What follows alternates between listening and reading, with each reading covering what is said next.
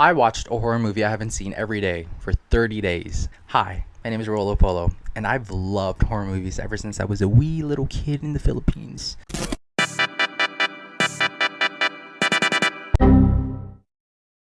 I am in no shape or form a professional reviewer. I don't have a wide vocabulary on film stuff or in general, so don't expect me to be very thorough and detailed. I just watch these for shits and giggles, or shits and terror, I might say. And I just want to share these movies and my opinions on them with you lovely people. I just go with the flow most of the time. Like, I typically seek out like 2000s because that's my favorite era of horror, but I will watch like anything that intrigues me. Like, I could like a flawed movie if I find some entertainment value out of it, but still acknowledge that it's a shit movie. But also, I could dislike a well-received movie and acknowledge that it's a good movie, but it just might not be my cup of tea. I'm gonna be ranking these movies with a tier list. We have 6 tiers. First tier, it's Everyday Bro. Movies that I loved. These are the movies that I find that I could just pop them on any day or have them playing in the background for comfort. Like, some of these aren't like necessarily like perfect, but I love them enough to consider them as like early favorites. Next tier is wow. Movies that I also like really enjoyed and could enjoy like any time of the year, but they're not like necessarily like up there with my favorites. They're not my first picks if I wanted to like watch something, but they're still like really good movies. Next up, heavy watch. Movies that I found like hard to watch, and like ones that I would be willing to watch again, but I'd have to really like psych myself up. Next up, silly goofy mood. These are movies that I don't necessarily have any desire to rewatch unless I'm in a silly goofy mood. Like, these movies could be bad movies that I'd want to revisit in a few years, or ones that I could just pop on at a party, or these could be good movies that I really liked, but they don't necessarily like need a rewatch. Like, not all movies like need a rewatch. Like, some of them are one and dones, and that's completely fine. And next up, we have second chance. Movies that I'm 50-50 with after my first watch. I need to figure out my true opinion on these are, so a rewatch is needed. And lastly, we have the bin. These are movies that I found no enjoyment out of, and I have zero net desire to rewatch again. Anyways, let's get started. Day 1, cabin fever. 5 college graduates rent a cabin in the woods and begin to fall victim to a horrifying flesh-eating virus, which attracts the unwanted attention of the homicidal locals. I did not like this movie at first, but as I was reflecting and gathering my thoughts, I feel like I was like too harsh on this movie, and I feel like I could enjoy this on a rewatch. Like, I think my main issue was I went into this not knowing how cheesy and unserious it was gonna be. Like, the tone was just too inconsistent for me, and I don't have any issue with cheesy movies or movies that feel like they were made on crack. I just had different expectations going into this, and I was beyond like thrown off. But now that I'm familiar with Eli Roth and the emphasis on choices he makes on his films, like, I've just realized and accepted the fact that this movie was just not meant to be taken seriously. It's not going to be for everyone, but I feel like I could enjoy this on a rewatch. The gore was alright, like, it was pretty nasty, but not as bad and gory as I thought it was going to be. So yes, this is going on second chance because I truly think I could enjoy this movie a lot. So yes, second chance. Next up, day 2, Hatchet. When a group of tourists on a New Orleans haunted swamp tour find themselves stranded in the wilderness, their evening of fun and spooks turns into a horrific nightmare. I love this movie. I had so much fun watching this. In no way was this perfect, but I was highly entertained all the way through, and I can't wait to watch the sequels. There's like, I think 4 sequels, and I'm very excited. The swamp setting was dope. Not enough horror movies take place at a swamp. We get a lot of woods and shit, but no swamp. There was a crocodile in the movie for a bit. I love crocodiles a lot. I love the ensemble of characters. The performances were very campy. Kills were over the top. It was just like trashy fun. And I like the balance of comedic moments and horror as well. Like, this wasn't as inconsistent as Cabin Fever, in my opinion. Also, I think this one worked for me because I went into this not having any expectations. And this one, Hatchet, is going on It's Everyday Bro, because guys, I really like this movie a lot. I did not expect to like really like this movie, but I did. I really did. Day 3, VHS. When a group of misfits is hired by an unknown third party to burglarize a desolate house and acquire a rare VHS tape, they discover more found footage than they bargained for. This is an anthology series. I believe there's like 4 or 5 shorts. Like, I have a hard time rating movies in this genre because there's usually different shorts made by different directors. So how do I rate this if I like some and didn't like some? But lucky for me though, I liked most of these. My personal favorites were Amateur Night, which was the first one, and honestly the scariest in my opinion. Like I kind of wish they saved that one for last because I thought it was the best one and they should have kept it for last. But you know what? I do appreciate a banger to start off the movie. Honeymoon Night, which was directed by Ty West, the guy that made Pearl and X and Maxine. I like that one because it had like a realistic snuff film feel to it, and it was really cool. It was really dope, and I was not expecting the toothbrush scene. Like if you know, you know. And lastly, 10/31/98, which I thought was so cool, and the other two were just fine. Like they just weren't as memorable for me, but I still really enjoy them. Overall, very enjoyable anthology series. If you guys love found footage and anthologies, this one's for you. I'm gonna put this in wow wow wow. Like I wouldn't watch this like all the time, but you know what, I'd pop it on if I had no other movies to watch. Day 4, I Spit in Your Grave. A young and beautiful career woman rents a backwoods cabin to write her first novel. Attacked by a group of local lowlifes and left for dead, she devises a horrific plan to inflict revenge. No, not for me personally. I love disturbing movies, but this is not the type of disturbing that I seek out to experience personally. Rape revenge, not my vibe, you guys. I just do not enjoy or find any entertainment value out of watching women get beat up. I'm already not a fan of excessive essay in horror movies, but when the essay scenes take up 30 minutes of the movie, which is like 1/3 of the film, like it's gonna be a problem for me. But I knew what I was getting myself into though. I just wanted to check this out, but now that I have no desire to rewatch this again in my life. But I did enjoy the main actress though. The revenge was just fine. I just wish they focused more time on that than the assaults, because I don't know, that kind of took away like the satisfaction of it all for me. So I'm gonna put this where it belongs, in the bin. But if you did enjoy this movie, no judgment to you. I just personally, it's just not my vibe, you guys. Day 5, Terrifier 2. Resurrected by a sinister entity, Art the Clown returns to Miles County to terrorize a teenage girl and her younger brother on Halloween night.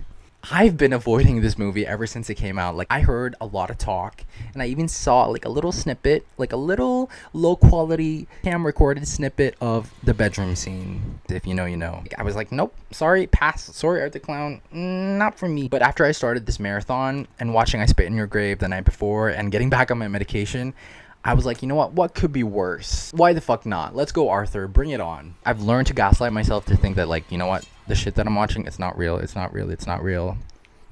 and it works. It works, you guys. The gore in this was so fucking much, but I loved it. It's like the gore that's like kind of campy and kind of like cartoony in a way. Not really cartoony, but you know what I mean. Like it's like silly, too over the top for me to like think like, oh shit, like this could happen.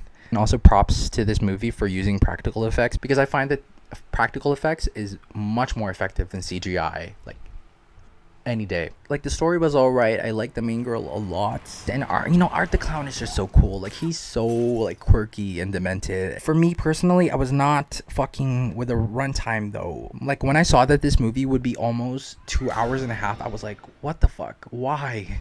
But then again, you know what, maybe I'll appreciate it more on a second viewing. But we'll see. I don't know where to put this, because I would put this on heavy watch, but it's not that heavy. The gore is too ridiculous and over the top for me to put this on heavy watch. Like, it's a really fun movie. Yeah, I'll put this in wow wow wow for now. Next up, day 6. Eden Lake. A young couple spends a romantic weekend at a remote lake where they are confronted and hunted by a group of hostile youths. Okay, I cheated with this one basically, because I saw this like 9-10 years ago, but I was like only half paying attention, and I really only remember the ending. I love this movie. This is a very effective, well done horror movie to me. Like the premise is so horrifying. Like instead of a machete wielding maniac in the woods, we get a group of evil British teenagers. Like that is so scary to me. This movie is so brutal and bleak and upsetting, and it just leaves you with so much dread and questions, and I'll leave it at that. I don't want to say too much, because if you haven't seen this movie, I think you should. This is the type of heavy shit that I love. But yeah, I'm gonna put this movie on heavy watch though, because even though I fucking love this movie a lot, it is very heavy. Day 7, we got Rest Stop. A young woman is threatened by a maniac serial killer after her boyfriend is abducted in a rest stop during their country road trip. I cheated again because I saw this when I was like 8-9 years old with my brother and my grandmother, and I remember it being so scary when I was a kid, and I just wanted to revisit because I barely remember shit about this movie. And now watching it back, what a fucking horrible movie. But like, it's what you get for a low budget early 2000s straight to DVD horror. But this was literally one of the worst movies I've ever seen in my life. The main character made the most questionable decisions ever. And there's a 2-minute sex scene in the beginning that just like, it's so random and it feels so out of place and it's just so bizarre. And like the killer and the backstory, it just gets so convoluted and it just gets so weird, and I didn't get it at all. It's just not for me personally. I was not having fun watching this movie at all. But this movie is special to me, and I feel like I'll revisit this again to like feel nostalgic or something, or if I'm in a silly goofy mood. Actually, no, this is going in the bin because I could live without seeing this movie again. Day 8, Devil's Pass. To determine what happened to some Russian hikers, 5 U.S. college students go back to where the hikers were found dead. The students don't return from the expedition either, and the recovered footage is deemed too disturbing for public viewing. That's a long ass fucking synopsis. Fuck, I'm tweaking. I hate this movie. I hated this movie. Straight up and straightforward. I did not like this movie at all. I'm like surprised because this sounds like something right up my alley. Found footage, set in the snow, in the mountains. I just couldn't stay interested as this movie went on. Like, I didn't care for the characters at all. Also, I hated how high quality everything looked, which isn't usually an issue for me typically with like modern found footage. But like, it bothered me a lot with this movie. If this was shot with a low quality like Blair Witch-esque type of camera, or maybe like an iPhone, I don't fucking know, I feel like maybe this could have stood a chance for me. And then the third act happens and like, it just didn't go where I wanted it to go. I can't say what the twist is without spoiling the movie. But I was like debating putting this on second chance because I feel like I don't know. This is going in the bin. I don't care. My opinion is not going to change on this movie, especially with the final act. No. Day 9, The Human Centipede. A mad scientist kidnaps and mutilates a trio of tourists in order to reassemble them into a human centipede, created by stitching their mouths to each other's rectums. Yes, you heard that right. This movie was ass. No, this movie was so shitty, you guys. First of all, not the type of horror that I would typically seek out for obvious reasons. But I was on high with like disturbing shit, so I just wanted to check this out finally. I enjoyed some parts of this movie. I liked the slow start. The location was fabulous. I was genuinely intrigued when the kidnapping started and we got to explaining how he's going to bring his twisted fantasy into life. But after that, the movie just kind of drags. Like, I don't mind slow burns at all, but this just went so slow on top of being gross, and I felt like it had nothing else going for it. And like, there's barely any gore in the movie, and I wanted more. Which is like a crazy thing to expect from a movie that has like a fucked up concept as this. But that's the truth, you guys. If you're gonna give me shock horror, like, give it to me. I want to see some kneecaps getting smashed, bro. I'm just kidding, but also not. Like, I almost wish they made this into a horror comedy, because this movie is like kind of campy at times. The acting was kind of bad, but like in a campy way, and I didn't mind it at all. Like, I just think it had more potential if it leaned towards the campiness of it all. I would put this in the bin though, but actually I'm gonna put this in silly goofy mood, because I feel like, you know what, possibly I feel like I could enjoy this on a rewatch. It is possible. This is like a movie that I would pop on at a party, you know, just see everyone's reaction. So I'll put this in silly goofy mood. It wasn't like completely like garbage. We'll see. Day 10, Tusk. A U.S. podcaster ventures into the Canadian wilderness to interview an old man who has an extraordinary past, and the American learns the man has a dark secret involving a walrus. Guys, I don't know my opinion on this movie. This is going immediately on second chance because I actually don't know what I think of this movie just yet. First thing first, I love Justin Long. I love him so much. Like, he's so good at playing a cocky jackass. I didn't even realize how many horror movies this man has been in until I watched this movie. Anyways, about the movie, Like, this is a horror comedy that works as a horror comedy, even with its concept. This is what I wish the Human Centipede, like, leaned more towards. Justin Long and Michael Parks, R.A.P. They were cast perfectly. I enjoyed every scene that they were in. And the body horror in this, I loved it. It was so good. I loved it so much. Best part about this movie, not gonna lie. I think my big issue with this movie was the excessive, like, side focus on the girlfriend and his friend and, like, Johnny Depp's character. It literally took me out of the film and it ruined my immersion every time the focus was shifted on them. There's this scene where Johnny Depp's character is, like, yapping on for what felt like forever, and I was so fucking I was bugging. Then again, like, I don't know, I might come around to those scenes on a second rewatch, because I did enjoy a lot of parts about this movie, but like those, I don't know if I can come around those scenes, not gonna lie. I'm gonna put this on second chance because I do want to watch this again. Maybe I'll rewatch it next week and I'll let you guys know. Day 11, Thanksgiving, directed by Eli Roth. My second Eli Roth in this marathon. After a Black Friday riot ends in a tragedy, a Thanksgiving-inspired killer terrorizes Plymouth, Massachusetts, the birthplace of the holiday. Picking off residents one by one, what begins as random revenge killings are soon revealed to be a part of a larger, sinister holiday plan. Okay, let me begin by saying that I had so much fun and I was so engaged in this movie that this was the first movie I immediately rewatched after I finished this marathon. Firstly, the positives, the Black Friday opening scene, that was a banger. The dialogue is very Eli Roth coded. Like, if you showed me that opening scene and made me guess who directed it, I would guess fucking Eli Roth. I didn't realize that we haven't had a big Thanksgiving slasher yet, and this was so fun. Like, the kills were so, like, over the top, like, so ridiculous. They were also, like, so unique and just so memorable. I loved the friend group. I loved every interaction they had. When I watched this the second time around on edibles, like, I rewatched and rewinded every single scene with the friend group, and I focused on, like, a different actor every time because I, like, everyone had such a distinct personality. Maybe I just love Addison Rae. Honestly, I'm the #1 Addison Rae fan ever, and I don't know, I just loved her in this movie. Like, I'm just so glad she's doing, like, movies and she's doing music now. Anyways, I don't want to get off topic, but I do love Addison Rae a lot. But yeah, just, like, they all had such great chemistry, and, like, they had each had great presence, and I love the casting in this movie. Julia's looks in this movie were everything, and yeah. Also, I love Scuba's bae. Anyways, to the negatives about this movie. The dialogue, choices, oh gosh.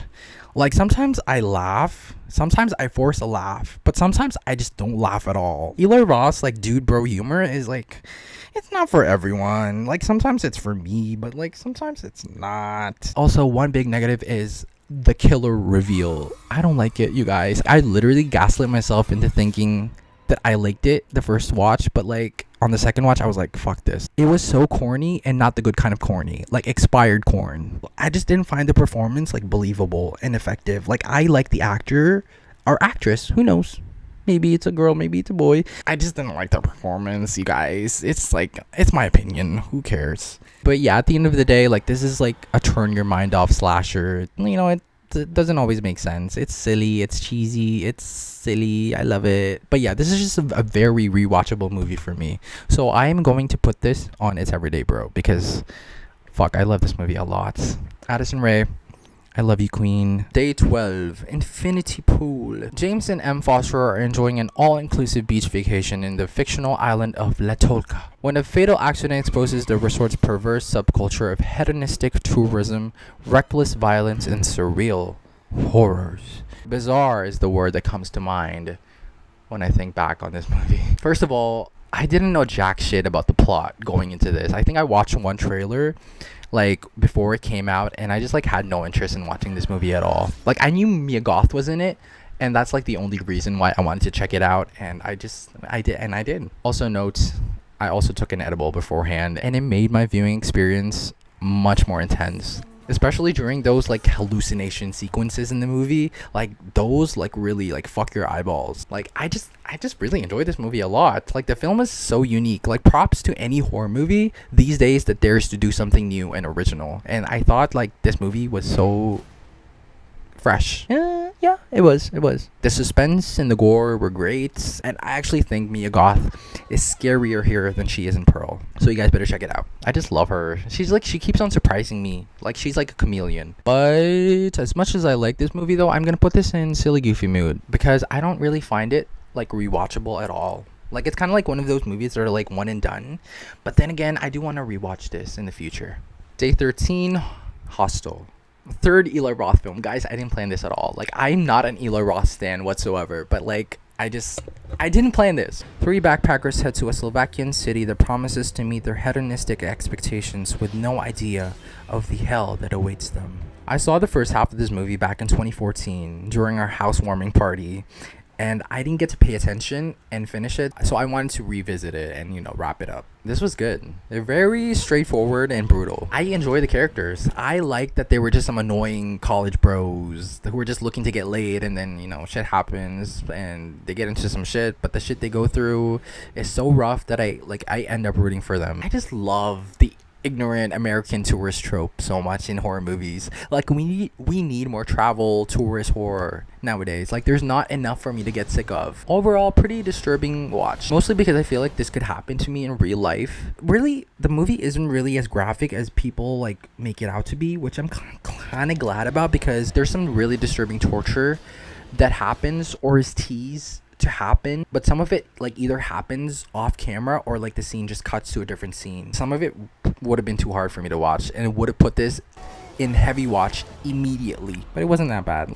But yeah, I really like this movie. I'm gonna put this in wow. Like, it's not like a favorite of mine right now, but I'll watch it again for sure.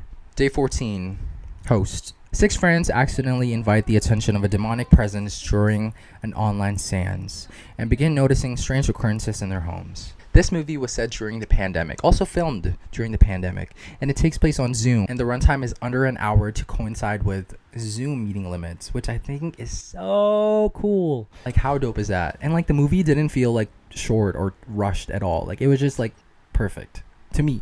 Like, I had an idea what this film would be like going into it, but like, I was like, oh nice, unfriended during a pandemic, let's dive into it. But this was pretty cool. Like, it wasn't like groundbreaking or anything new, but it was executed really well with some really unique use of like the Zoom features and everything. And it was genuinely scary, and the jump scares were like really effective for me. Like, they didn't feel cheap or like overdone at all. But yeah, such a simple yet effective film. Great acting, great cast chemistry. I have like nothing but positive things to say about this movie. Like, I really love this movie. I'm gonna put this in Saturday, bro. Like, I love this movie a lot, and it's like short. Day 15, Trick or Treat. Interwoven. I don't think I've ever blurted this word out in my life. Interwoven stories demonstrate that some traditions are best not forgotten, as the residents of a small town face real ghosts and goblins on Halloween. This was such a treat, and I cannot believe it took me this long to finally watch this movie, because I've seen the poster of this movie ever since I was a little kid, and I had no clue that this isn't a family-friendly horror movie. And like, I thought this was gonna be like an easy, you know, PG-13 Halloween movie for young teens, but nope, it gets bloody, and we do see some boobies in this movie. I also had no idea that this was basically an anthology movie, although like each story like isn't a standalone. Like, they're all like going on at the same time in the same night, and they all come together at the end, which I thought was really neat. Overall, very fun, very easy watch. The film like carries like a light tone, so you know, it helps you get cozy and get in the Halloween spirit. I'm gonna put this in wow. Yeah, it's not like a favorite of mine right now, but yeah, I really enjoyed it a lot. Day 16, Drive Through. A high school student must save townspeople from a murderous clown who works at a fast food place. Well, what do we got here? Another trashy mid-2000s slasher flick, straight to video. And I knew this would be trash, but you know what? I had a pleasant time with it. Literally, the only reason why I picked this movie is because the movie poster like caught my eye, and I was low-key like craving cheeseburgers. So first of all, this movie has the cheesiest CGI effects ever in a horror movie. It was so bad. Also, a lot of questionable dialogue. Like, this movie literally starts off with some white guys like screaming the N-word. And not to mention, the main villain, the killer, is a clown named Horny the Clown. And when he speaks, it sounds like he's speaking through like a scuff stereo, like a scuff like dank like Valorant like webcam mic. Like it's so stupid. This movie is just so janky, but I had fun with it, you guys. Penn Badgley, the guy from You, is in this movie, and he has like curly hair, and he's like a stoner in this movie, which was very trippy. Well, now we know Joe's origin stories, you guys. I'm gonna put this in silly goofy mood. Like, I'm not itching to watch this movie again, this seems like just like a party movie, or like something I would just watch out of nowhere in like 15 years. I don't fucking know. Day 17, Abigail. A group of would-be criminals kidnaps the 12-year-old daughter of a powerful underworld figure. Holding her for ransom in an isolated mansion, their plan starts to unravel when they discover their young captive is actually a bloodthirsty vampire. This movie was amazing. Like, literally a near perfect movie in my eyes. And I have rewatched this again already. I just had so much fun with this movie. And guys, fun fact, I hate vampires. Like, I am not a fan of like the vampire subgenre at all. Like, I've never found vampires intriguing or interesting at all, and like it has nothing to do with Twilight. I find vampires just not like appealing to me. But when I saw that we'd be getting a vampire ballerina, a little girl, I had to check this out. Also, Melissa Barrera is in this, and I have to support my girl, you know. So for the movie, I just love how we just get into it. The kidnapping literally starts in the beginning, and shit just goes down so fast. And I enjoy the casting of this movie. I feel like we got to know them immediately when they got to the mansion, and when they started, you know, talking to each other and guessing like who everyone was. This movie just had a nice flow and pace to it. Like, it just like went so smooth. And just like what I said, like most of the cast, like they had such, like every single one had such great presence, and they had great chemistry. Melissa Barrera, of course, killed it, queen. And Catherine Newton, she's so funny in this movie. I love her. This movie just had a sprinkle of everything: humor, suspense, gore, emotional moments, like campiness. Like, what a roller coaster of a movie. 10s across the board, you guys. I'm gonna put this in this every day, bro. I really do like this movie a lot. It's just shocking because I fucking hate vampires. Day 18, Evil Dead Rise. A reunion between two estranged sisters gets cut short by the rise of flesh-possessing demons, thrusting them into a primal battle for survival as they face the most nightmarish version of family imaginable. I don't know where I stand with this movie, not gonna lie. This is going on second chance immediately. Don't get me wrong, like, this movie is very well done in terms of like effects and camera work. Like, it's a well done movie. And gore, the gore was great, no doubt about that. Something was just off about it to me, and I couldn't pinpoint what it was, so I went into like IMDb reviews, and this person literally summed up my thoughts for me. I love that they take full advantage of the R rating. Facts. It doesn't hold back. I was having a decent time, but I wasn't fully engaged or attached. My mind wandered a couple of times. I didn't care about the well-being of the characters. Bingo. I had the exact same thoughts, and that bugged me so much because I wanted to care for the characters in this movie, because this is a mean movie, you guys. An Evil Dead movie with two teenagers and a literal child. And I wanted to be disturbed by the shit they went through. All the brutality would have been more effective for me if I connected with the cast. Like, with horror, either make the characters really ridiculous or unlikable, or very personable and like easy to connect with. Like, I sound like I'm really dragging this movie, but I like everything else was good, you guys. I just felt nothing for the characters. I did love Alyssa Sutherland's performance though. Like, she fucking killed it. Killed that shit. And she was like genuinely like so scary. Also, I just think I had too high expectations going into this, because the 2013 Evil Dead, I love that movie so much. Like, that movie blew me away. Also, maybe I was just in the mood when I watched this movie. But yeah, this is going on, where is it? Second chance. I need to rewatch this again, you guys. Day 19, Cherry Falls.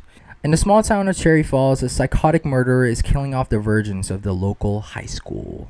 I really enjoyed this movie, but I was bound to from the start. Like, whodunit, early 2000s, teen slasher. Oh, you know me so well. Brittany Murphy is the lead in this movie, and I miss her, you guys. Like, she gone too soon. Like, I love her aura so much. This movie had such a silly, yet a unique premise. Like the killer targeting exclusively virgins is so like funny to me. This of course like gave a lot of opportunities to inserts all sorts of shit. The shy girls, the nerdy kids who never got laid, the slutty girls. I just wish they made it funnier. The movie kind of takes itself seriously, but like it's hard like with the concept as ridiculous as this. I think my main issue with this movie was I feel like they didn't go like hard enough with the kills, and I just feel like they were playing it safe. Did do some research on this film though, and apparently there's an uncut version of it, and I'm guessing I ended up watching like the tamed down version. Apparently they had trouble getting it approved by the MPAA, so they probably like, you know, cut down some scenes. This movie was supposed to be released in theaters, but it kept getting rejected, so this ended up being a TV movie instead. So I guess it's not fair for me to like drag this movie for that reason. Yeah, I just need to find the uncut version. But yeah, I really like this. I really like the atmosphere. I like the setting, and I didn't mind the cast of characters. I'm gonna put this in wow. Like I do want to revisit this movie eventually again. Day 20, Winnie the Pooh, Blood and Honey. Transform into feral and bloodthirsty, Winnie the Pooh and Piglet terrorize Christopher Robin and a group of young women at a remote house. Day 21, Saw X. A sick and desperate John travels to Mexico for a risky and experimental medical procedure in hopes of a miracle cure for his cancer, only to discover the entire operation is a scam to defraud the most vulnerable. This is another movie I have been avoiding ever since its release. I actually went to the movie theater to see this. I sat down for 20 minutes outside contemplating whether I could handle the gore, and I did end up leaving, you guys. But now I've seen it, and I'm so glad. The premise in this one is so much fun. Like, it gives a little bit of travel horror with, you know, John going to Mexico and the entire movie taking place there. And I really like that. And I love that we were basically like rooting for John like the entire time. And we get to see horrible people actually get what they deserve. But I mean, like, nobody really deserves that. But you know what I mean. Maybe some people do. I know some people who do. So yeah, this was like a really nice switch up from, you know, the previous films. Everything in this movie is from his point of view, and it's just nice to have Tobin Bell back on screen with Shawnee Smith. Like, they are such like a power duo to me. Like Amanda, I loved Amanda. Like Saw 1, 2, 3, those are like my 3 favorite Saw movies. This one though is such a unique entry. The pacing in this one is like no other Saw film. I love how they set the story up. Like, it takes a bit for shit to start going on, but when shit gets going, shit goes down hard. Like, the traps were so gruesome in this one. I had to look away and like squint for some of them, specifically the pipe bomb trap with like the hands and Gabriella's trap. Like, those scenes like cement this movie in heavy watch for me, and I don't think I can get used to those scenes. Like, they were such a hard watch for me. I love this movie, although I'm gonna put this in heavy watch, you guys. Yeah. Gabrielle. The pipe bomb trap with the hands, the arms. That was rough. Day 22, Green Inferno. My fourth Eli Roth film in this marathon. A group of student activists travels to the Amazon to save the rainforest and soon discover that they are not alone and that no good deed goes unpunished.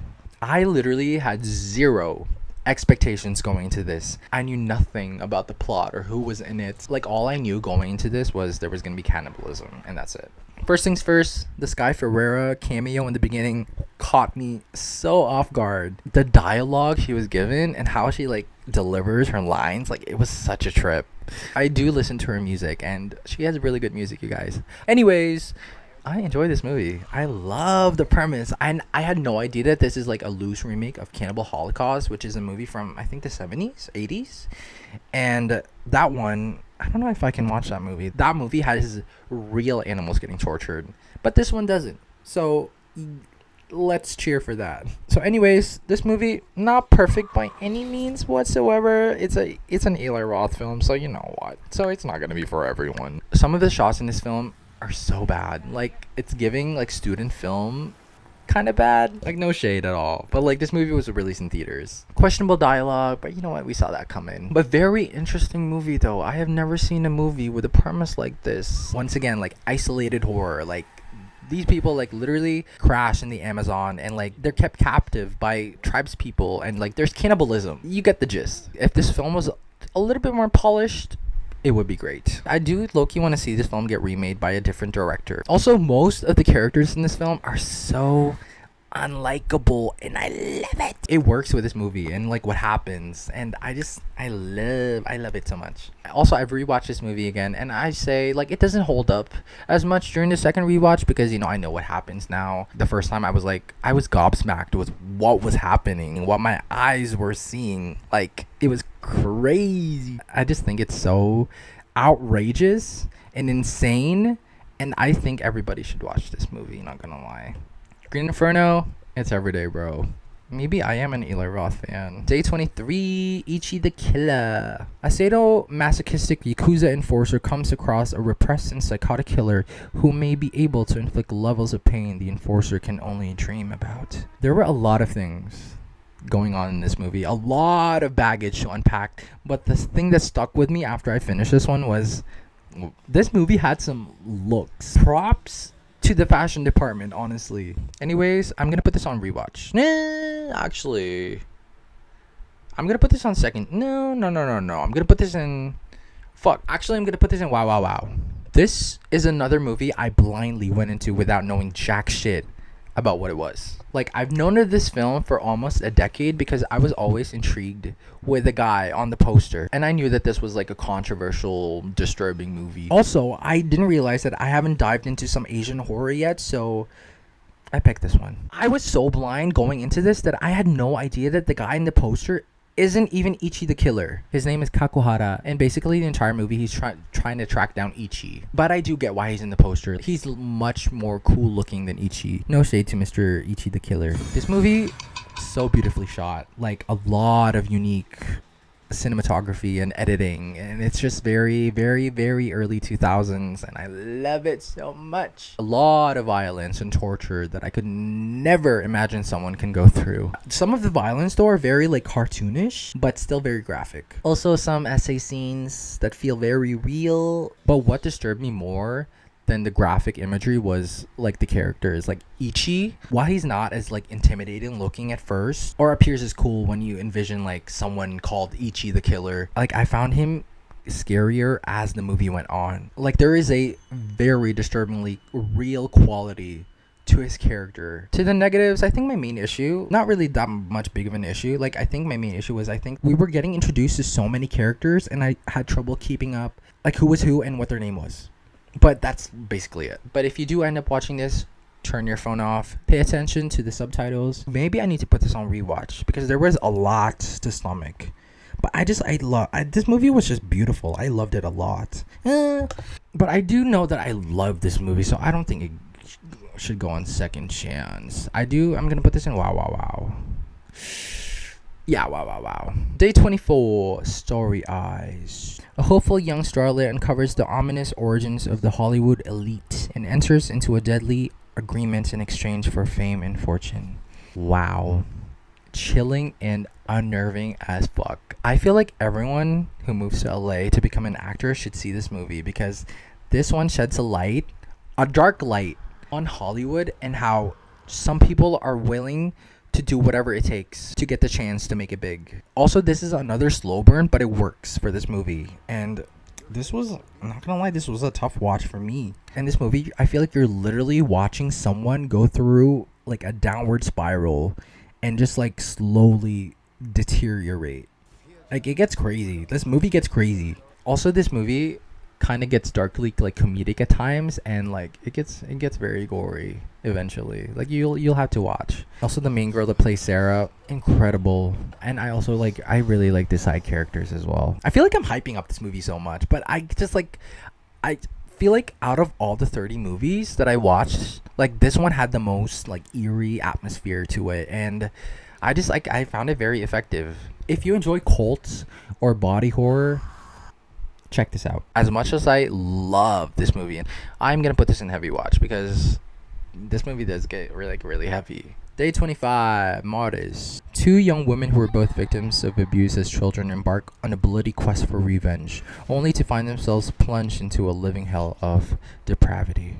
This is probably the most disturbing film I've ever seen in my lifetime. In the way that it's just so bleak and depraved. It just sucks the life out of you, and you're just like clinging onto that sliver of hope the entire time. And I just like, I've never wanted a movie to wrap up so fast because I was so uncomfortable. The first half of this movie is much bloodier and much gorier, but for my standards, honestly, like it's watchable. It's not easy, but I feel like I could handle all the violence on a rewatch. But it's the last 30 minutes for me that cements this movie as a hard watch for me. The violence just felt too real, and it went on for so goddamn long. And it wasn't even as graphic as the first half of the movie or some of the movies that I've seen in this marathon. Because on top of the violence, like there's more disturbing elements to it, even like if it's not as gory as like, you know, a Terrifier 2 or Evil Dead Rise. Like story wise, atmosphere wise, like this stands out to me as the most disturbing personally.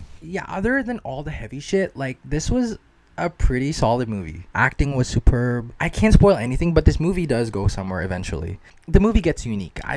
I can't say much. I do want to revisit this movie though, but maybe in the future, maybe in 5 years. I just need to psych myself up to watch this movie again. I'm gonna put this in heavy watch. Day 26, The Collector. The film follows a man who, in order to pay a debt, decides to rob a house, only to find out somebody with far more sinister intentions has already broken in. Kevin McAllister, eat your heart out. Literally, that's all I could think about when I was watching this movie. This was very suspenseful. I think I like this movie. Like, once again, isolated horror. Like, I just love horror that revolves around people trying to escape, like, a place. This movie is very Saw 2-esque, and Saw 2 is my favorite Saw movie. Funny enough, though, like, this movie was actually supposed to be a prequel to Saw, and I'm so glad it didn't, because I see no world where this could fit in the Saw universe. Anyways, this is a lot of torture and gore and like some being very triggering for me. I don't want to spoil anything, but 2 words: spikes and cats. I'll just leave it up to your imagination. Very unique premise. I thought the collector's mask was spooky and the 2000s vibes were present. What more can I ask for? I will put this in heavy watch though, because some of the scenes in this movie were like very hard to watch for me, and I did not enjoy those scenes at all. Day 27, Late Night with the Devil. A live broadcast of a late night talk show in 1977 goes horribly wrong, unleashing evil into the nation's living rooms.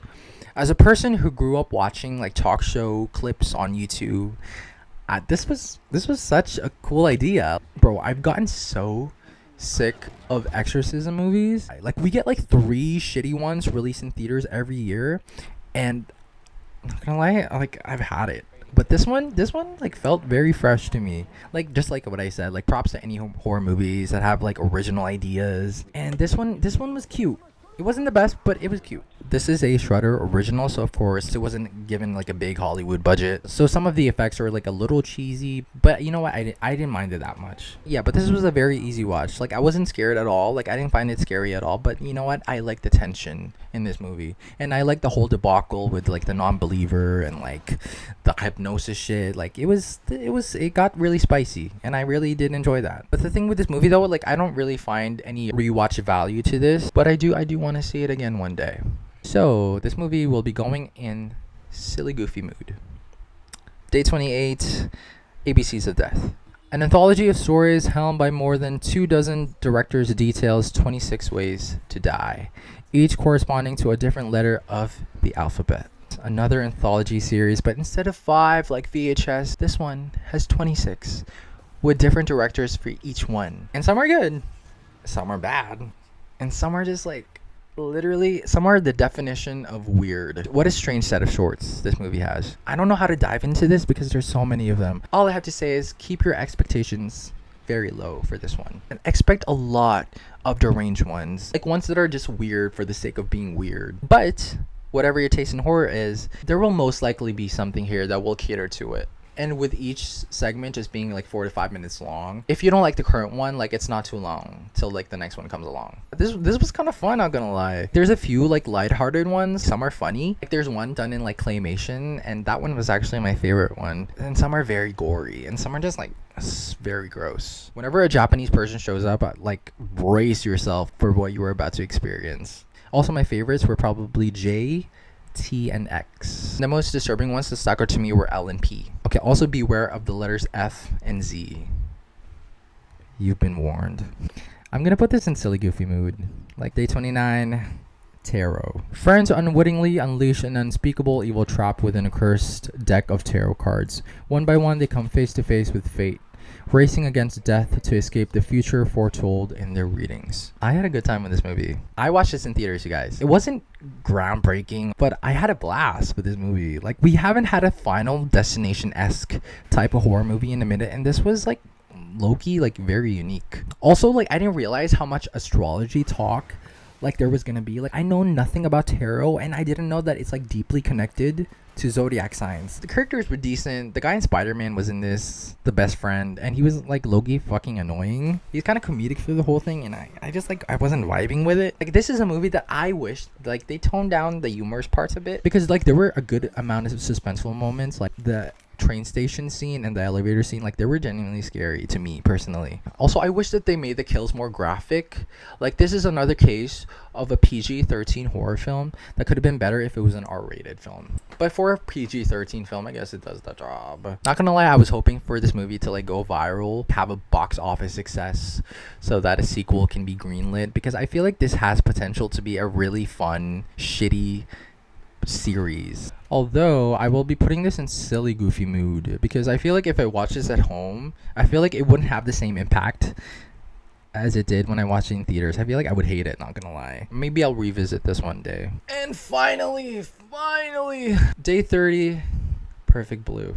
A retired pop singer turned actress's sense of reality is shaken when she is stalked by an obsessed fan and seemingly a ghost of her past. I had a hard time picking the last movie because I wanted to end this marathon with a bang, and this was a bang indeed. Why doesn't Japan make more like disturbing animes? Maybe I'm just being dumb, and there is more, but I'm just not actively, you know, going out of my way to find one. But like, if you guys have any suggestions like this, leave a comment down below. This movie was very beautiful, creepy, paranoid. A lot of heavy scenes in this movie that involve assault and violence, and I was not expecting those scenes at all. They were still very hard to watch, even though like they're in like, it's animation, it's anime. But as someone who loves pop stars, and I just love how the film shines on like the hardships of, you know, being a celebrity, and I love how it plays with like, you know, celebrity infatuation and obsession. And I just love when horror movies do that. Like, literally the films that I'm looking forward to the most this year, Smile 2 and